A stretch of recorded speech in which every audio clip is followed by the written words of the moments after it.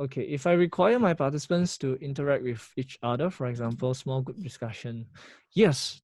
In your case, a normal Zoom meeting with the function of breakout will be actually more appropriate for your use case.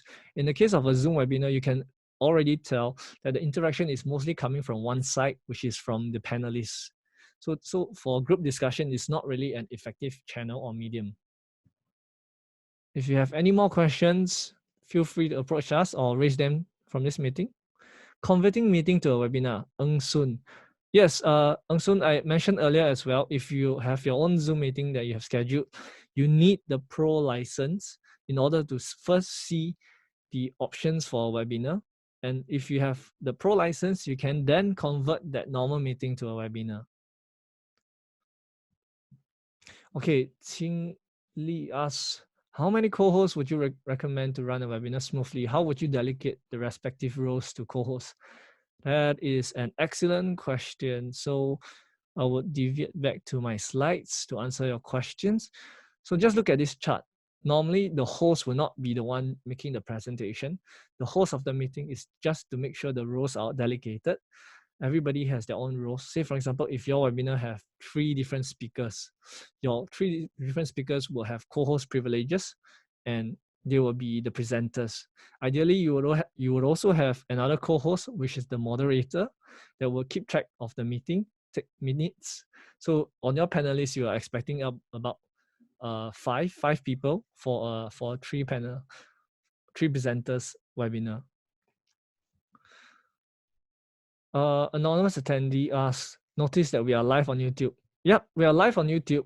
So if you're live on specific third-party platform like YouTube, for example, there is an option for you to select the privacy before you go live. You can either be unlisted, meaning that you have to provide the link for people to view your video. Public meaning everybody can see it without you having to do anything. Or private, meaning nobody can see it except the people that you allow. So these are dependent on the third-party settings. For example, if it's YouTube, it will be YouTube settings. If it's Facebook, it will be Facebook Live settings. This is not determined by Zoom. So Pertra actually asks, how do you suggest we help participants troubleshoot if they cannot log into Zoom? I assume that you're referring to Zoom conferences, not just webinars specifically. Lillian's group actually created a very nice, simple Zoom introduction slides. How you can troubleshoot and assess, how you can help seniors log into Zoom, how they can download it from the App Store, how they should update to the latest version. So if you need that, we can provide that as a learning materials. I would assume if you need to educate them, you could do up a slides, send them on how to get started with Zoom. It's pretty easy. Pauline Tan actually asked, if the host drop connection halfway through the session, will the co-host become the host? Host is not the presenter in this instance. So that's why you have an alternative host option. So if I drop connection or if I quit halfway, my assigned alternative host, which is Indra in my case, will become the host of the meeting. And say, for example, if there's no alternative host, the next co-host will become the host. However, if I come back to the session, so say, for example, if I was the original host of the meeting and I lost my host privileges because of a drop connection or I lost internet, for example, if I come back to the meeting, I can revoke host permissions to take back my position as host. So as the host of the meeting with a licensed pro account, that option is always available for you. And I asked if we can live stream to IG. For now, I don't see any options. But there is custom RTMP where you can live stream to specific video portal if you have the RTMP link. But for IG Live, I don't think for now there is any way you can do that. Is it advisable to host the webinar on your own? You mean like a solo one-man team?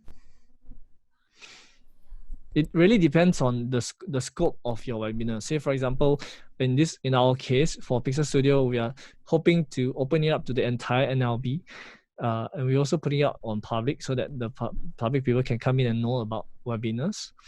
But say, for example, if you're doing a very small webinar that you have a selected guest list, it's very possible for you to do it on your own. Say, for example, if you're not streaming to live platform, you're only having it for a few people, you can just host the webinar on your own, assign yourself the privilege, maybe one other alternative in case anything happens as your co-host. Yeah, it's very possible. Paylin asks, does this mean our current webinar and YouTube Live is accessible by the general public? Yes, if the YouTube Live is publicly accessible, then the public can access through our NLB PixelStudio page. If it's unlisted, again, that means you can only provide the link to your participants and they can only watch the video once you have given them the link. But right now, yes, it's live. Everyone can see it. Yep, I see as link questions. Can the attendee forward the link to another person who did not register? So for our case, if you guys have received a registration link, there is actually a sentence there that says that the link is unique to yourself. So in the case where, like myself, I've set it to have compulsory mandatory registration, you can't actually share the link for somebody to use it to join the webinar unless they register using their own email address. I hope that answers your questions. You have to register if the host sets it as a mandatory registration session. I have hoped to give you guys a better understanding of Zoom webinar versus a normal Zoom meeting. As always, if you guys have any more questions, you can forward them to us.